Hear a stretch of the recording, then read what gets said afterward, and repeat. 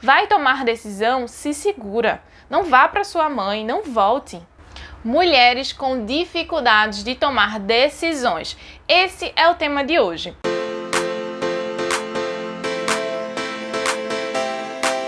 Será que você já passou por isso? Será que você já se viu frente a essa dificuldade? Ou mais, será que essa dificuldade não fala só de você agora, mas fala de um passado? Fala também de um certo histórico, de uma certa dificuldade que começou lá atrás.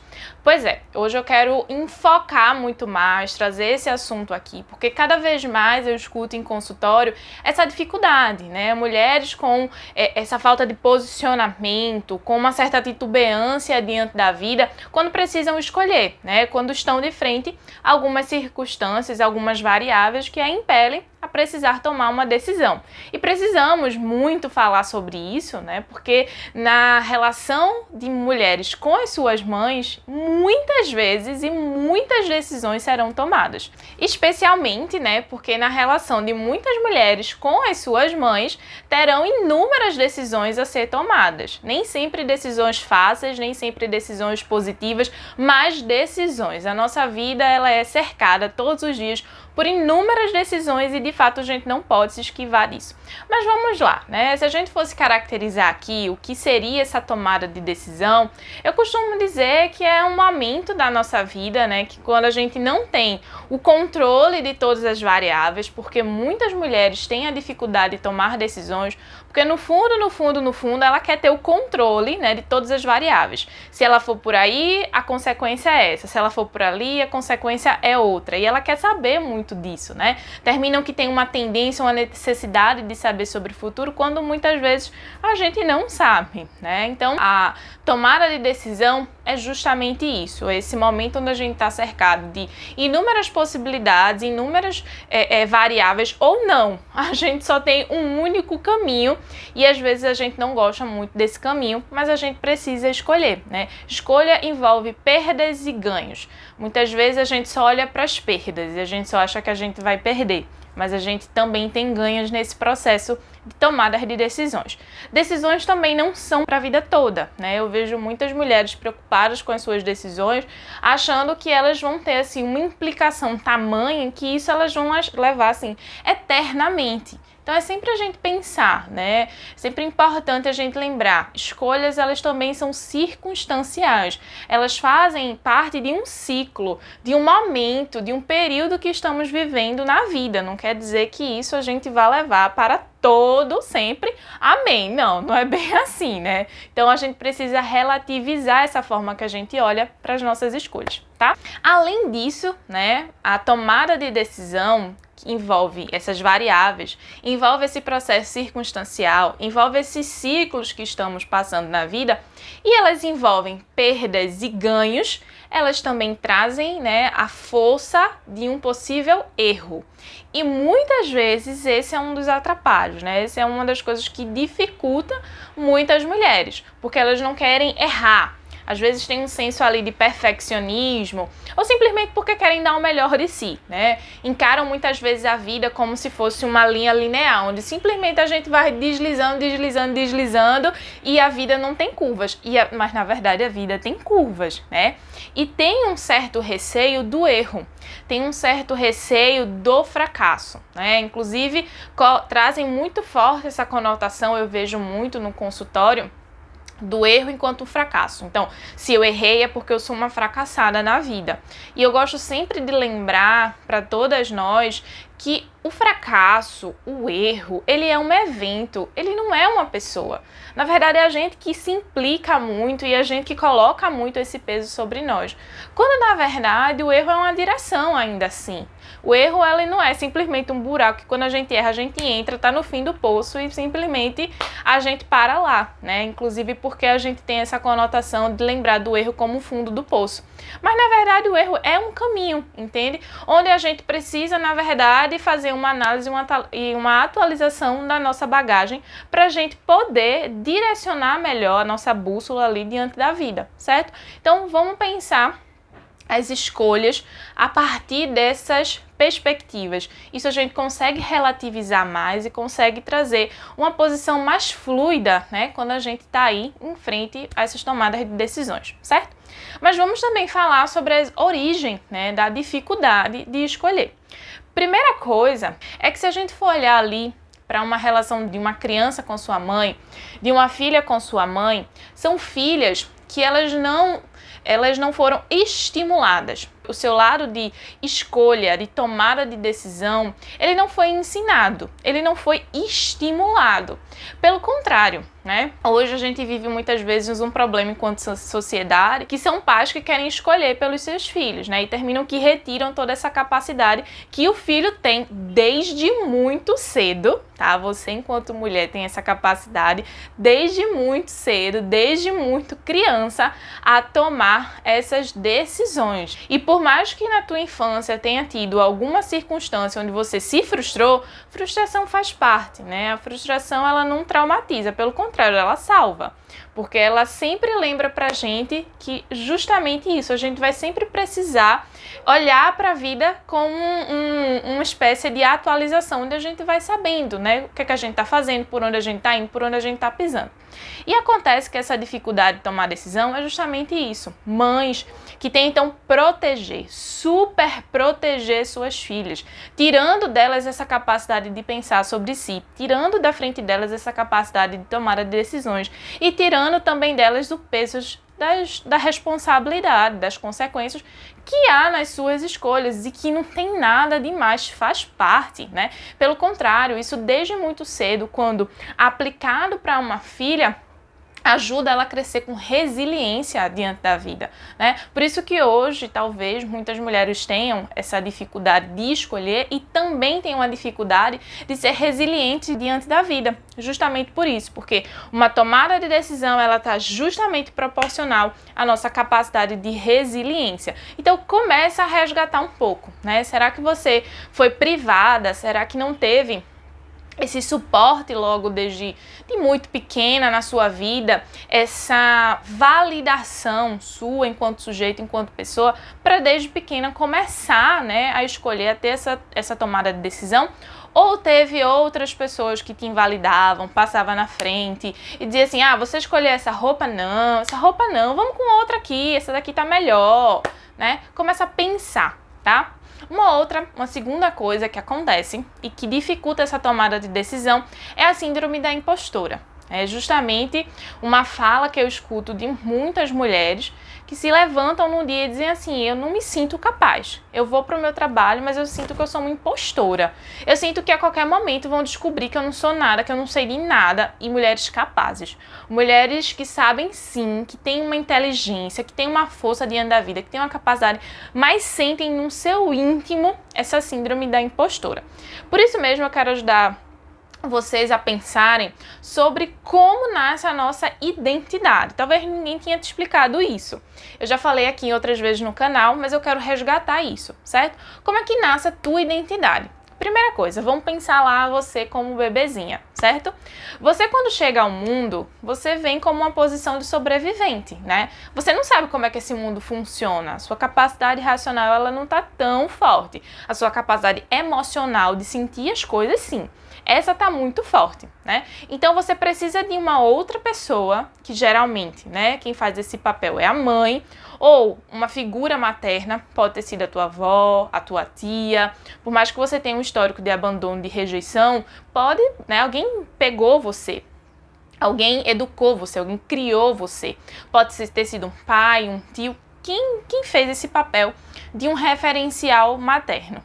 Então, quando você nasce, né, você precisa de um outro para te dar esse suporte e você crescer, você amadurecer na vida. E o que acontece? Você vem destituído de identidade, né? O nosso eu, a nossa identidade, ela não é inerente. Ela é uma coisa que vai sendo construída. É como se fosse uma coxa mesmo de retalho, né? Hoje, se você olhar para você e você se perguntar assim, quem eu sou? Você vai ver que você tem uma característica da tua mãe, do teu pai, da tua tia, da tua avó, de algumas influências que você tem, influências musicais, referências de gostos, interesses, não é verdade? Então, tudo isso vai formando ali uma coxa de retalho sobre a tua identidade. Logo no início da sua vida, uma outra pessoa, né, a figura materna geralmente, para ela te dar o suporte, ela emprestou o eu dela a você. Ela emprestou a identidade dela a você. Os gostos dela, as referências, os interesses dela a você. Pensa comigo, você não sabia sobre moda, você não sabia que rosa, né, na nossa sociedade é uma cor de menina e que azul é uma cor de menino, né? Você não sabe disso, isso é uma leitura do mundo dos adultos. Então, a sua mãe, dotada dessas referências, passa para você. Por isso que, nesse primeiro momento, tem uma parte sua que ela não é sua, entende? Ela é da sua mãe e você precisa dela para entender, para você fazer as primeiras leituras do mundo e aí quando chegar, né, no momento em que você começa a desenvolver a tua capacidade de amadurecimento, de identificar o que você gosta no mundo, que isso, perceba que isso é um processo mais adiante na vida da gente. Até a gente chegar nesse processo, onde a gente consegue começar a fazer escolhas por si só, a nossa mãe, as pessoas que estão na nossa vida, elas servem como essa base, sobretudo a nossa figura materna. Porque, gente, se a gente pensa, essa ligação que uma filha, né, um bebê tem desde o útero da sua mãe, é uma ligação muito forte, né? Ali o bebê está sentindo todo momento emoções, sensações, sentimentos. Isso não sou eu que estou apenas dizendo, né? Isso são pesquisas, são comprovações científicas. A depender de, por exemplo, como foi a gravidez da sua mãe, você vai ter repercussões emocionais, inclusive. Se for uma gravidez muito turbulenta, muito conturbada, você vai ter repercussões na tua personalidade sobre isso. Por quê? Porque desde muito cedo, o mundo emocional da criança, ele já nasce. Pode não nascer a nossa capacidade racional, nossa capacidade de memória, nossas funções ali, né? Algumas funções no nosso cérebro, mas o mundo emocional, pelo contrário, ele já está muito sensitivo. A gente já está muito pronto para começar a fazer essas lições do mundo e internalizando aquilo que vem do outro, certo? Então, iniciando a nossa vida, né, iniciando esse processo diante da vida, nós temos dentro de nós um eu que ele não é 100% nosso. Ele é um eu do outro e ele é um eu materno, certo? Pode ter ficado complicado, mas vamos tentar entender isso aqui. Quando você nasceu, você precisou da sua mãe, certo? Porque você veio lá da barriga dela, você veio do útero dela. Já dali você já começou a tirar, né, informações, impressões desse momento. Então, você tem uma parte dentro de você que é a voz materna. Um eu materno, ele está internalizado dentro de você. Depois outras vozes podem começar sendo internalizadas, mas ela é a voz primordial de todo ser humano. Por isso que muitas vezes a síndrome da impostora, ela nasce da relação que mulheres têm com as suas mães, justamente porque ela sente uma posição dual. Não, eu sou impostora, alguém vai descobrir. Na verdade, isso muitas vezes não é ela que está falando, é a voz internalizada da mãe dela que está falando. Porque muitas vezes a gente vai analisar, é uma mulher que tem, assim, inúmeras dificuldades com essa mãe. A mãe dizia assim, cuidado, que teu namorado vai te deixar. Ai, tu pensa de um jeito que ninguém vai te querer. Nossa, tão bonita de rosto, mas de corpo. Percebe? São movimentos e informações que a gente vai internalizando dessa voz materna, positivas e negativas, que faz com que a gente gere justamente essa síndrome da impostora. Porque termina que tem uma voz que fala dentro de nós que não é, vamos dizer assim, a maior parte nossa. Por isso que quando a gente tem uma síndrome da impostora, a gente precisa fazer um resgate dessa identidade. Porque quem está falando são as outras vozes dentro de nós. Outras vozes que internalizamos ao longo da vida, mas que não é a nossa, percebe? Daí nasce o nosso processo de identidade e muitas vezes daí também pode nascer a síndrome da impostora. É quando a gente não se acha totalmente capaz, validado enquanto ser humano, porque tem outros pensamentos, tem outras validações que estão passando aí na nossa frente e impedindo a gente ver os nossos potenciais, as nossas competências, as nossas qualidades diante da vida e conosco mesmo, certo? E o terceiro ponto, né, que origina muitas vezes essa dificuldade de muitas mulheres tomar essas decisões que ela tem que tomar, é o medo da decepção. Talvez porque ela já tenha passado por inúmeras decepções, né, na vida, então ela termina que fica mais resguardada de tomar essas decisões, ou muitas vezes ela tem uma relação com a mãe que a mãe invalida essas decisões dela. A mãe fica o tempo todo dizendo, ah, tu não sabe escolher? Nossa, tu comprou essa roupa, menina, não sei como é que tu comprou essa roupa, não tem nada a ver contigo.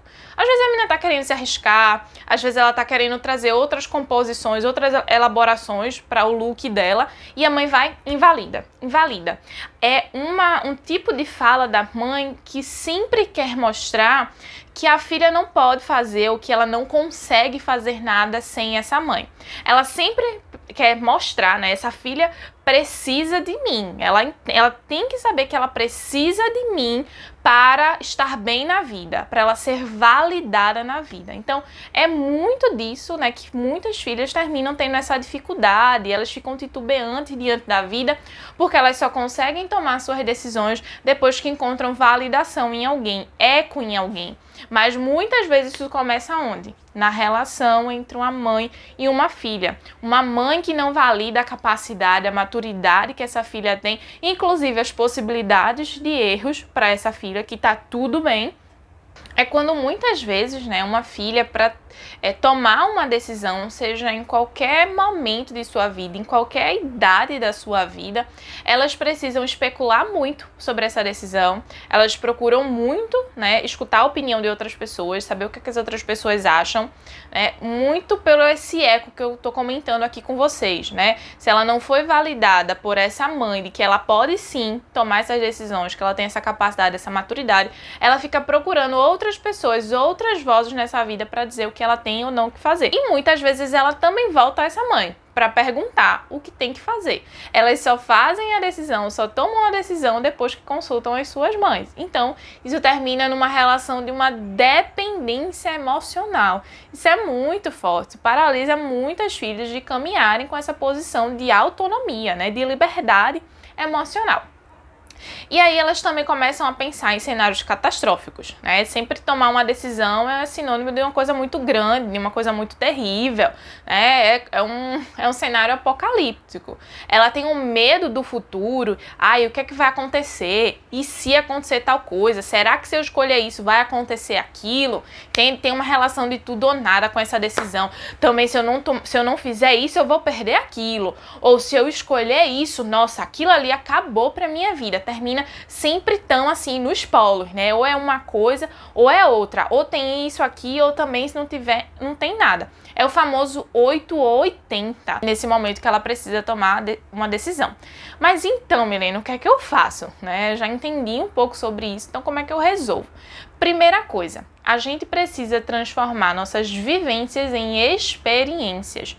Muitas vezes a gente tem uma grande dificuldade de tomar essas decisões na vida, mas a gente não percebe que a gente não pode só viver, simplesmente, né? E passando pela vida, passando, deslizando de uma forma linear. A gente, na verdade, precisa registrar aquilo ali. A gente precisa ter as nossas vivências revirando-se em experiências, em balanços, né? A gente olha para a situação e, nossa, aprendi aquilo e aquilo outro com aquela situação. Nossa, aquela situação ali já me gerou uma coisa, eu já entendi, já percebi que aquilo ali não é interessante. Eu não gosto de tal coisa, eu não me sinto bem em determinados espaços. Veja, quando a gente erra e quando a gente se lança diante da vida, a gente consegue, né, transformar as nossas vivências, a nossa vida em experiência. A verdade, gente, é que não existe uma vida sem decisões. E decisões que muitas vezes vão ser equivocadas, né? Faz parte. Nós temos vulnerabilidade. Ninguém nasce 100%, ninguém nasce sabendo tudo. Também ninguém começa na vida do ponto 10. A gente sempre começa do ponto 0, né? A gente sempre começa não sabendo de nada, mas errando para saber melhor, para entender melhor. E é sempre muito importante que a gente vá vivendo e vá, né, criando essas experiências, tirando esse balanço. O que é que eu aprendi com isso? Uma boa vida pra gente é uma vida com reflexão. Porque a gente pode até errar, mas se a gente erra tendo uma reflexão, tendo um autoconhecimento, a gente já erra diferente. Porque às vezes acontece o seguinte, A gente vai errando, vai errando, vai errando, vai errando e a gente não para, né, para saber o que é que esses erros estão dizendo pra gente.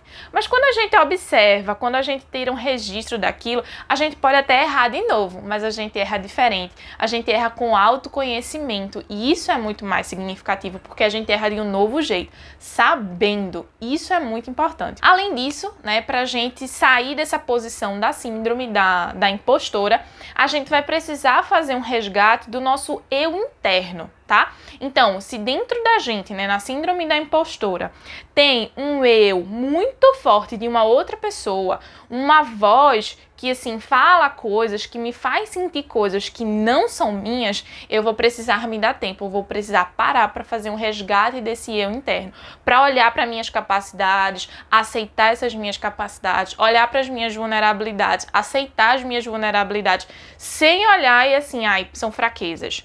Por mais que sejam fraquezas, inclusive, a gente vai precisar abraçar, a gente vai precisar acolher. Eu recomendo, inclusive, assistirem um TED chamado O Poder da Vulnerabilidade, que é de Brené Brown. E é um TED maravilhoso, muito bom, e faz justamente a gente ter esse olhar para a vida, de que a gente não é um super-herói. Pelo contrário, a gente tem que aceitar a nossa humanidade e se aceitamos a nossa humanidade, aceitamos que erramos.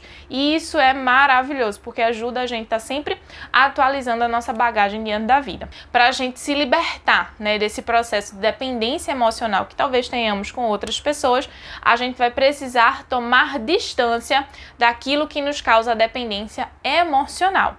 Se a gente começa a perceber que precisa, né, diante de uma determinada situação ou circunstância, perguntar a 1000 pessoas que decisão a gente vai tomar, a gente simplesmente primeiro precisa reduzir esse quantitativo de pessoas. Se a gente costuma perguntar a muitas, a gente diminui isso até o momento onde isso vai desaparecendo.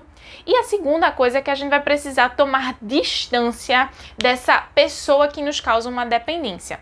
Por exemplo, esse primeiro exemplo que eu dei é de um comportamento, né? Ou seja, a gente precisa perguntar a várias pessoas.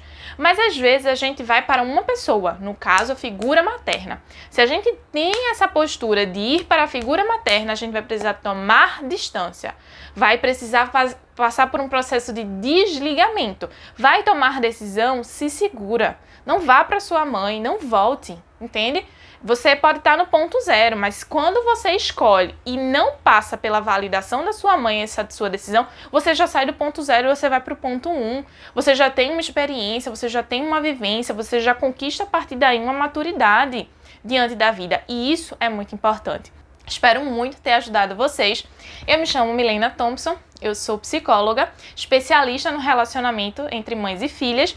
Tenho uma missão na vida que é de ajudar mulheres a conquistarem a sua liberdade emocional. Espero que vocês tenham gostado. Um beijo grande, até o próximo vídeo. Tchau!